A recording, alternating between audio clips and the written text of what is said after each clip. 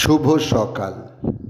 আজ 6 অগ্রহায়ণ 1432, ইংরাজির 23 নভেম্বর 2025।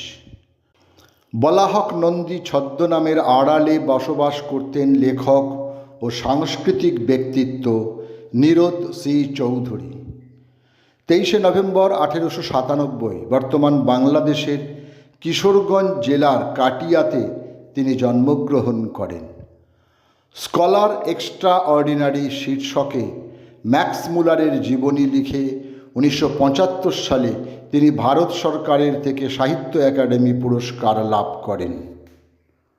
ভারতীয় বামপন্থী রাজনীতিবিদ, আইনজীবী ও গভীর পাণ্ডিত্যের অধিকারী শিক্ষাবিদ ছিলেন হীরেন্দ্রনাথ মুখোপাধ্যায়। 1936-এ নিষিদ্ধ ভারতীয় কমিউনিস্ট পার্টির সদস্য হন তিনি। আজ তাঁর জন্মদিন। 23 নভেম্বর 1907 কলকাতায় তিনি জন্মগ্রহণ করেন। পিতৃদত্ত নাম ছিল বৈদ্যনাথ ভট্টাচার্য, পরিচিত হন বাণী কুমার নামে। আজ তাঁর জন্মদিন।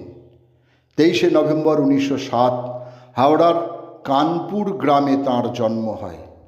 মহিষাসুর মর্দিনী বেতার সঙ্গীতালেখ্যটি রচনা করে তিনি সর্বাধিক পরিচিতি লাভ করেন।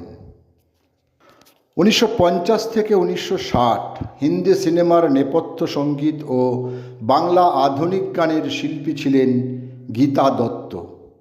তুমি যে আমার ওগো তুমি যে আমার, এই সুন্দর স্বর্ণালী সন্ধ্যায়, নিশিরাত বাঁকা চাঁদ আকাশে, পৃথিবী আমারে চায়, এমনই আরও আরও আরও অনেক গান রয়েছে তাঁর ঝুলিতে। আজ শিল্পীর জন্মদিন।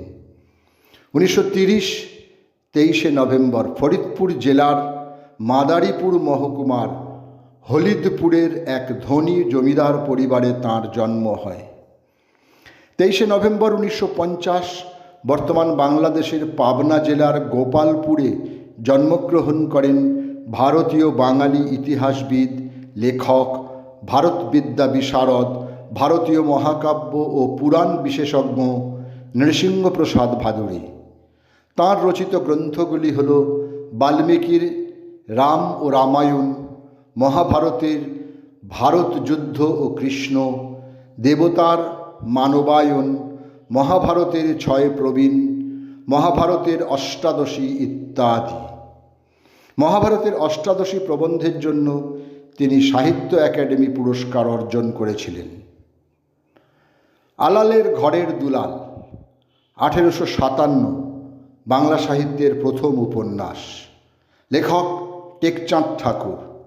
এই ছদ্মনামের আড়ালে বসবাস করতেন প্যারীচাঁদ মিত্র। উপন্যাসটি দ্য স্পয়েলড চাইল্ড নামে ইংরাজিতেও অনুদিত হয়েছিল। 23 নভেম্বর 1883 69 বছর বয়সে কলকাতায় তিনি দেহত্যাগ করেন। 1902 23 নভেম্বর মাত্র 30 বছর বয়সে কবিপত্নী মৃণালিনী দেবী প্রয়াত হন। বিবাহ পূর্বে তাঁর নাম ছিল ভবতারিণী।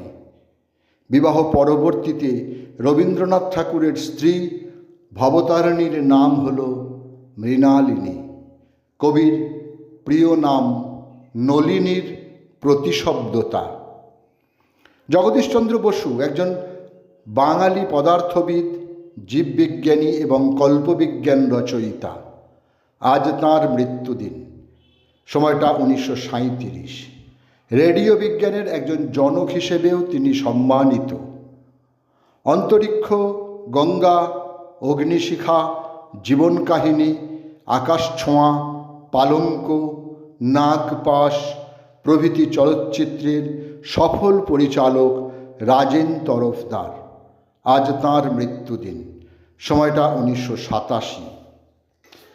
শিবানন্দ সরস্বতীর শিষ্য ছিলেন স্বামী কৃষ্ণানন্দ সরস্বতী।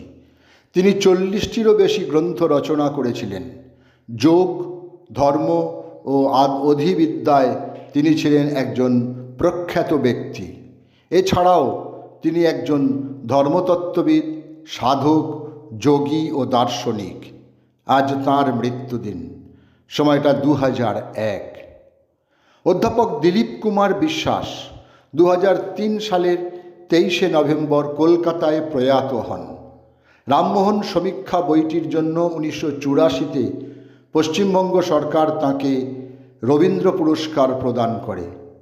তাঁর গ্রন্থগুলি হল the life and the letters of Rammohan Roy, ভারতীয় সভ্যতা ও সাম্প্রদায়িক সমস্যা, কবি ফকির মোহন, সেনাপতির আত্মচরিত ইত্যাদি। উত্তর কলকাতার চিতপুর, যাকে বলা হয় যাত্রা পাড়া, সেই পাড়ার একজন মহান কিংবদন্তি অভিনেতা মোহন চট্টোপাধ্যায়। পৌরাণিক পালার আসর মাত করতেন তিনি, কখনো মহাদেব, কখনো রাজা হরিশ্চন্দ্র, আবার কখনো বেদ কালকেতু। যে কোনো চরিত্রেই তিনি সফল। দর্শকাসনে প্রতিষ্ঠা হয়েছিল তাঁর শ্রেষ্ঠত্ব। তিনি মঞ্চে অবতীর্ণ মানে পালা মাত। মানুষ আজও ভোলেনি তাঁর পরিচালনা ও অভিনয়ের তৈরি পালাগুলি। সাধক বামাখ্যাপা, সাবিত্রী সত্যবান, ভুলি নাই, ঘুমন্ত পৃথিবী, আজ শিল্পীর মৃত্যুদিন, সময়টা 2006। লালপাহাড়ির দেশে যা, রাঙ্গামাটির দেশে যা, ইখান তুকে মানাইছে না গো, এক্কেবারে মানাইছে না গো। এই বিখ্যাত গানের লেখক অরুণ চক্রবর্তীর আজ মৃত্যুদিন, সময়টা 2024। সকলকেই আমার আনত প্রণাম।